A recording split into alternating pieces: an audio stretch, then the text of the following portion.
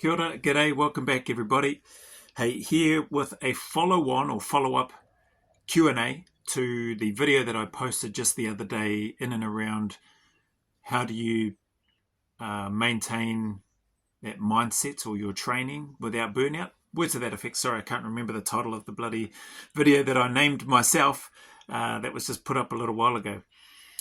That being said, with this follow-on question, I just want to give you a little bit of context first around what it is, because this whole video is just going to be in response to this follow-up question.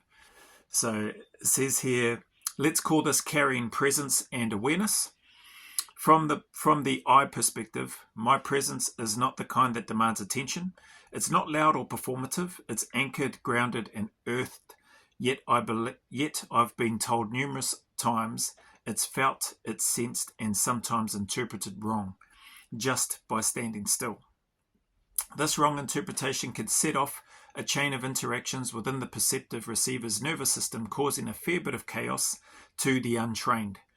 So just to give you some context in and around this piece, this individual has done a considerable amount of work, has got many years of experience at a high level working in the shadows, behind the scenes, let's say.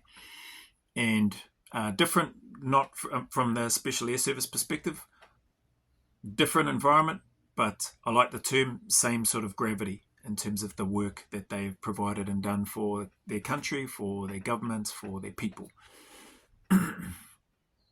This person now, from what I understand, is in a bit of a transition period whereby they're in the civilian world now, working in and with civilians that don't have the same level of training, that don't come from the same background, that, you know, they're just different. And so here's some challenges, hence the follow-on question from the video that I did the other day.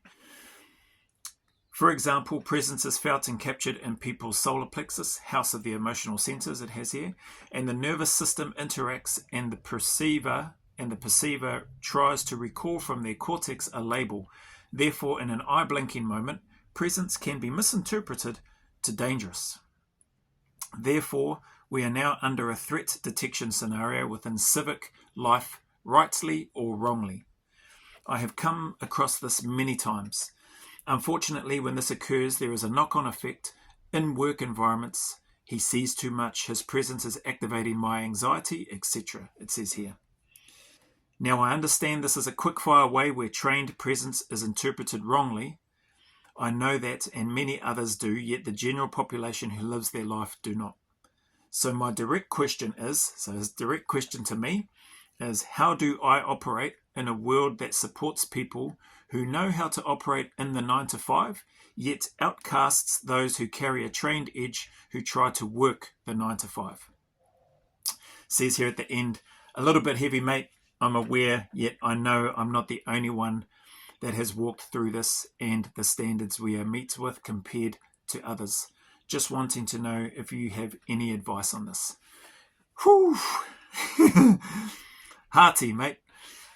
Just like James with his questions, but I'm here for it, eh? I'll do the best that I can.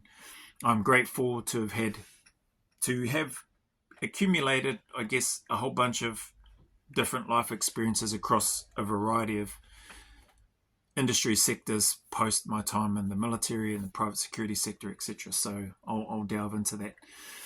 What I needed to do first, though, again, just for context, additional context for those that may be here, is I needed to just sort of sense check if I was in the right ballpark, at least in terms of what I had read, because there's more to that email, but I just read out a few little pieces there to give you some context, the other viewers that may be watching, including the person that sent me this, who's no doubt watching. They've been an awesome, strong supporter of my channel since the very early days. So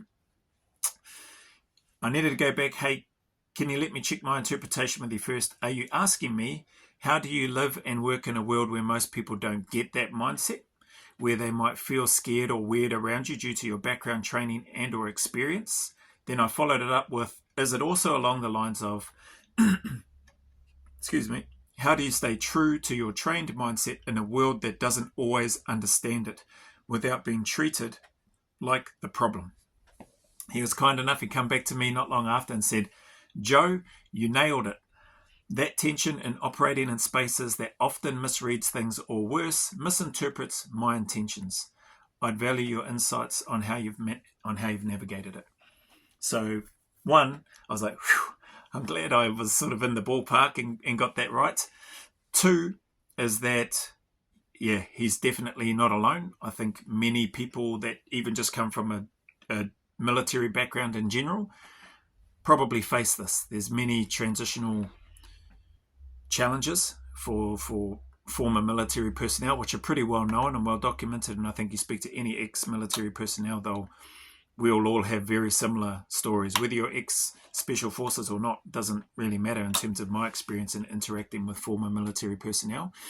And although I haven't directly interacted with somebody like this person, like this gentleman who sent through this question, I have an understanding of the high-level nature of the type of work that this person has done from in the shadows behind the veil, so to speak. So, with that, yeah, it's not a unique problem, not alone. My 2 cents, for what it's worth, my thoughts, how have I navigated it? I think for me, as I look at these questions and I reread not only the question that was put, but also my take and my interpretation, there are a few things that stand out for me. One of the things that stands out or comes to mind that has helped me over the years is just understanding my bias.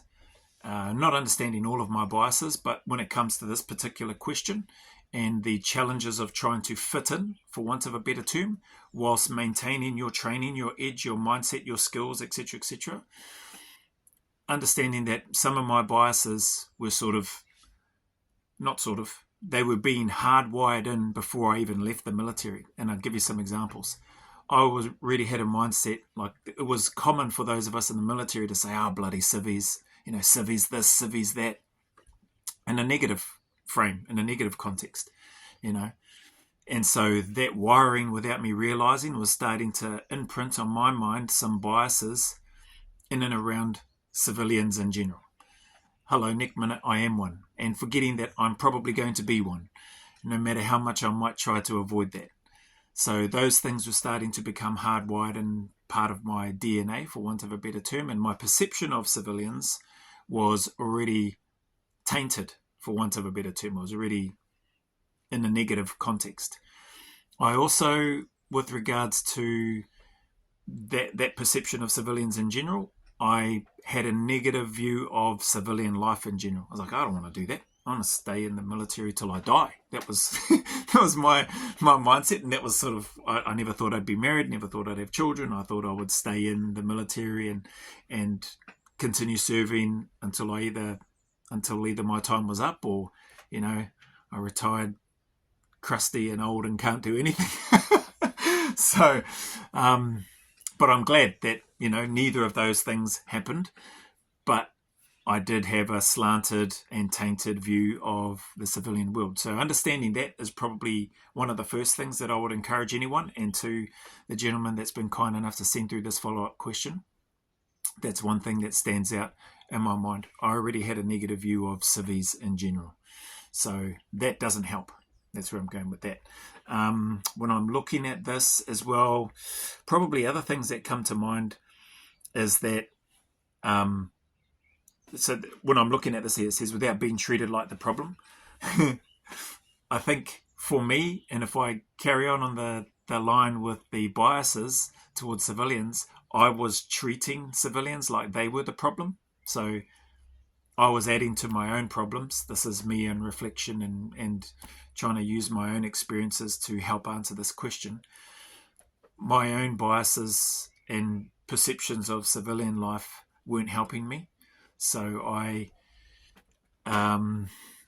was creating my own problems, is what I was getting at. Yeah, that was that last part, without being treated like the problem. I was creating my own problems by adding to the problem with likely my negative energy, probably my negative words, probably my body language, everything. Things that I clearly would have taken for granted. In a military context, probably, other people thinking the same thing as me, so I don't really notice it. When you come out and then you're putting that same energy out, or your mannerisms, characteristic traits are the same, well, it's going to stick out like a sore thumb for me, at least, anyway. So there's that piece. I'm just trying to go through these sort of, I suppose, in recognition before I delve into hopefully some other parts that may be of help to this question. Without stay true to your trained mindset, without being as the problem. I think other parts that stand out to me was just understanding over time, because it took time, that this is going to take time, and to be kinder to myself, in the sense that, hey, I don't have to crack this thing now. I've got a long way to go in this civilian world, in this civilian life now, which I'm a part of, and I'm going to stuff it up. So don't worry about trying to get it all perfect, but be, I suppose, a little bit kinder to myself, if I didn't say that already, and just understand that it's okay. It's going to take you some time. You've come from an environment where you've worked with certain types of people that you've really bonded with very, very closely, and you miss them, and that's understandable. So, you're in a different environment now. I had to draw on my experience from leaving the New Zealand Army and going to the Australian one, or New Zealand. For those my Australian friends, Dusty, he used to always hassle me about that. Oh, what about you guys from New Zealand? I was like, we don't say New Zealand, we say New Zealand. But anyway, I'm off topic there. It just popped into my head when I heard myself say it. New Zealand, mate. Anywho, where was I? So I spoke about, being kinder. It's going to take some time. And I drew on my experience of traveling from New Zealand over to Australia, and understanding that old saying, when in Rome, do as. I'm not in New Zealand now. I'm in Australia. So that whole needing to learn and adapt and try to fit in, because that is what I was trying to do. I know that I needed to try to fit in. I couldn't go over there with the mindset of, I'm from New Zealand, we did it like this in the New Zealand Army, so this is how I'm going to do it. It's like, that's going to go down like a lead balloon, Joe. You need to adapt. Okay, that famous saying, improvise, adapt, and overcome. You need to be able to move in, blend in, work with the team that you're with, or in the environment that you're in. So I had to adopt that mindset and take that with me, and I've needed to use that since transitioning out of the military. Regardless of where you go, you take on a new job or you go into a different environment. My take is, and what's worked out well for me, for the most part anyway, is going into that new environment with an open mind, with a willingness and a desire to learn, to trying to be as proactive as I can, and to try to be as awesome at my job as I can for that company, for that team, for whatever the goals, the mission, the vision is for that organization. So have I always done that? No, I haven't. I've failed at that a whole bunch of times. I think it'd be pretty sad to rattle off the whole list of things, but I could easily run through a number of things that I've failed miserably at. So, but I have gone in with that intent of wanting to try to make a positive impact, if that makes sense.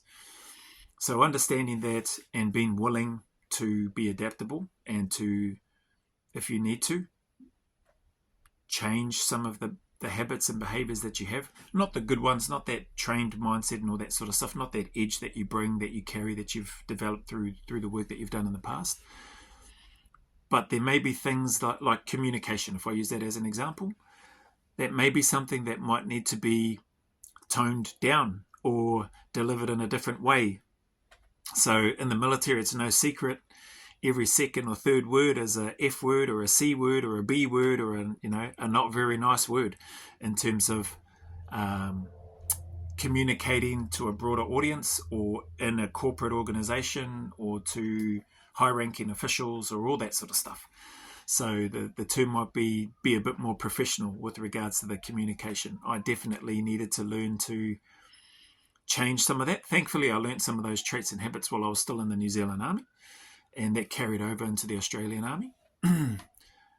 But I suppose just in my delivery of some of the messages and communications, I've needed to dial back and just understand that I'm not in the military anymore, and that may have worked in that environment, but it's not that environment. And people in the civilian world have a different expectation and have a different vibe, I suppose, is the easiest way that I can describe it. And a military vibe and delivery is not always the way to go. So had to learn that over time. So yeah, understand the civilian takes time. So I've just got a few notes and stuff down here. So I think I'll leave that one there, because just in terms of those first three, because there's a few more. But there's definitely space and room to delve into this in a heck of a lot more detail in a live or a one-to-one or those group sessions in terms of the member space in that as well. So I definitely won't be able to cover everything in this video, but it'll leave space and time to be able to delve into it in more detail, where I can share even more specific examples if people want to hear. The other part, the fourth part that I'd put down here, would be to embrace your training and mindset. I've mentioned that in the other video. Hold on to that. Like, don't ever let that go. Served you well in your work. It's serving you well now, no doubt, and it will continue to serve you well into the future. Just like it has for me. It's continued to serve me well, yeah, right to this day. And I have no intentions of letting that stuff go. And I know it's going to continue to serve me well into the future, wherever that leads. So, yeah, that's that piece. Fifth piece, 1, 2, 3, 4, yep, 5. Yeah, so this one was a big one for me, which I needed to learn, and glad that I did. But it was also part of that from the military setting as well, and I just adapted it to the civilian space, was being willing to come to the table with whoever those key players are. So whether it's your team members that are misinterpreting you in terms of how you respond, how you react, or how you don't respond in certain situations, and bringing them, all of us getting together, sitting down, having the kōrero or the discussion, and yeah, just being open, respectful, and talking those things through. I did that, very quick example, I did that a few times at Te Whare Whakaruruha o Raumanuka, where I was privileged to serve as a service manager there. Male-only reintegration service for those men that are genuine, that have been in and out of the prison system, that are genuine about making real change. And so that was a kaupapa Māori run service, joint venture partnership between Te Runanga o Tō Rangatira and Te Runanga Nui o Te Aotearoa, as well as Arapautama Aotearoa, so Department of Corrections, and then 2 prominent iwi here within the Wellington region, or / Aotearoa, New Zealand. And it's a beautiful place to work, awesome. And you got all sorts of people there. You've got the support staff that are there. You've got the men that come from pretty hearty, in some cases tragic and very sad upbringings and backgrounds. Anything from life sentences to, which is typically for murder, manslaughter, different gangs, skinheads, black power, mongrel mob, ex-rebels, non-associateds. They've had killer bees and king cobras and all sorts there at the whare. Crips even. But those people, there's some tikang and kawa values and rules that are set that, you need to abide by in terms of earning a place to get there, to then get the support, to then hopefully you carry on that journey, on that good path, and you stay out of trouble. You don't go back inside. So with regards to that space and what I was talking about in terms of coming to the table and having the conversation, being open to the feedback. So as I was talking about, I went there, I needed to share with my team and some of those men that were there, hey,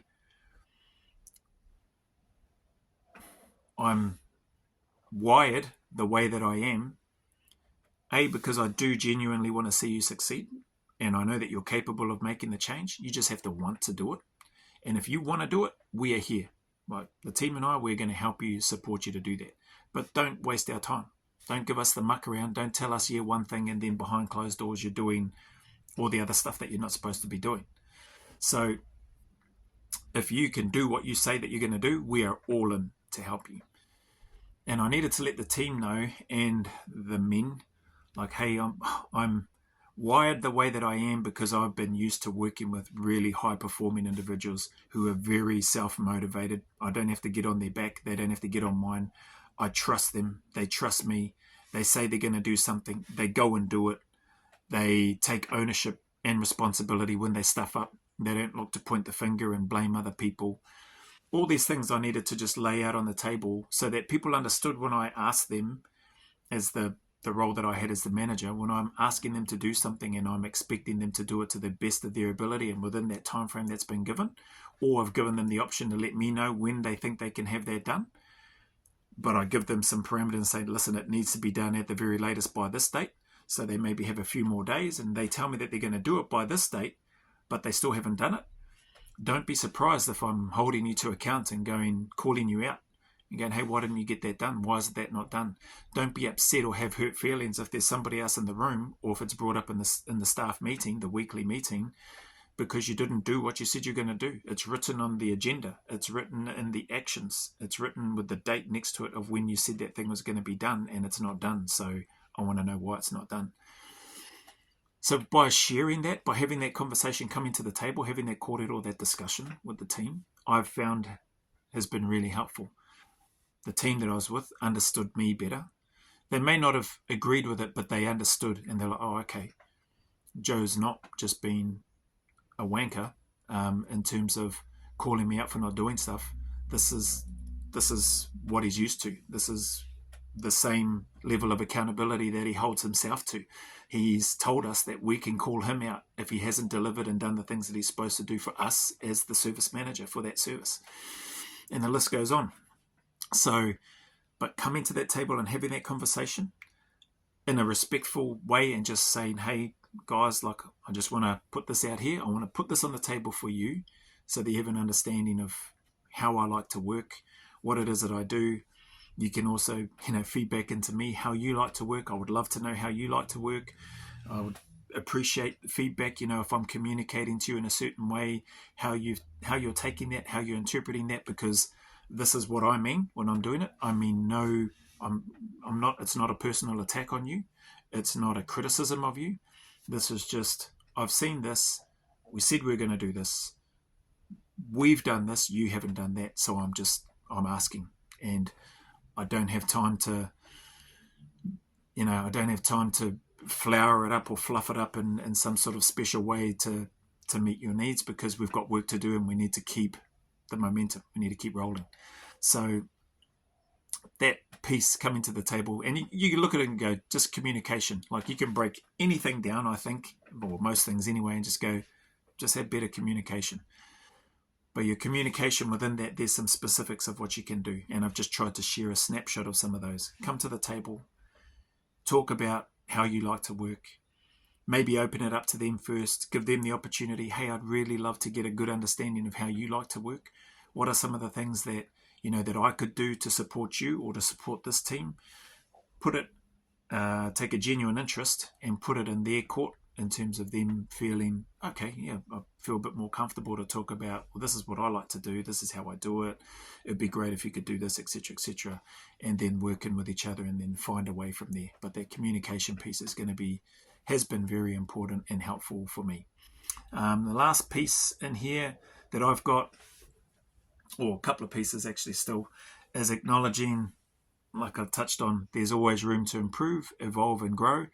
And so for us, those that have come from a background not specific civilian and now trying to find our way and navigate our way in the civilian space, understanding that, yeah, we've got a lot of growing to do in the civilian world, a heck of a lot. I'm still growing and learning now, and I've learnt so much in the time and space. Learning so much and getting it right are two very different things. I've definitely never gotten it right. Well, I shouldn't say never. I've not gotten it right a lot of times. I'm pleased that I've gotten it right quite a few times, and I've been very grateful for that. I think each evolution I've gotten a little bit better. The different environments and places where I've been fortunate to work and serve has been great, and a great learning for me. Different people, different job, different environment, different goals and aspirations within those organizations, or the different personalities and stuff that come along with it. Has been awesome learning, but I'm trying to come to a place of mutual understanding so that you can move together in the same direction. Because I'm assuming that the work that you're doing with the company that you're with is good mahi. It's good work. It's meaningful work, more than likely, and it's work that you are at least interested in. And so if you can create that environment where people know the boundaries, people know the expectations, people know the requirements and the watch-outs, what to look out for, etc., that can create a very cool place to work, just like it did over at the whare at Raumanuka, for me anyway. It was fantastic. Same at corrections, plenty of examples there that I could talk about. Same in the food manufacturing space, same in the mining, construction, oil and gas space, health and safety space, private security space, training and assessing space. Man, the list goes on. I've been really fortunate, really blessed to work in a number of places. The youth space, the intellectual disability space. I've been really blessed to work in a number of places, and so we've had to try to draw on all these things to evolve, to adapt, to try to be better. So what I had here was just, I could go on about this for a long, long time, and I could give plenty of examples, good and bad. And I think what might be helpful, hopefully, is if we put this into probably a live type format, or a one-to-one, or a group session. But I really liked and valued the question, and so I wanted to try to put something here now. Plus, it actually helps with content for the channel, so something different. The Q&As is probably not necessarily different, but this question for me is different. And if somebody is willing to take the time to ask me for my input, I want to take the time to give a response. And for me, rather than trying to type all this out in an email, I figure it's just a couple of things. It's more practice for me in front of the camera. It's content for the channel, good or bad, right or wrong. And it gives me an opportunity to hopefully try to elaborate or talk as well as I can, hopefully, in response to this genuine question that's come through. So appreciate you for that. The last part I just had, and I think I already touched on, I got plenty of personal failings and thankfully some successes along the way in terms of implementing that. And I think the value of that comes through better through sharing specific examples, sort of similar to the one of letting the team know at the whare in terms of why I do certain things the way that I do, and why I expect things done when people say they're gonna do them. So I think, in summary, just going through quickly, and it's going to be easy. I'll just have a look at what I jotted down here, because there's actually some pieces in there that I missed. Actually, there's not too much that I missed. So just understanding the biases in and around civilian life in general, like I touched on that for me. Acknowledging that through those biases, I was treating others like the problem. So it's not always where I've been treated like the problem. There have been times when that's happened, but there have been a lot of times where I've treated others, and when I say others, I'm talking about civilians, as the problem, when they haven't necessarily been the problem. It's just been more so me creating the problems. Third one that I've got is, just be kinder, and understanding that the civilian life thing takes time to get used to transition into and settle, if that's such a thing, if you can settle. The fourth one that I've got is embrace your training and mindset. Hold on to those things. They have served you well. They'll continue to do that. Fifth one I've got is come to the table in that conversation, that discussion with others, and just put it out on the table as politely and as respectfully as you can. Find your way of how you want to do that.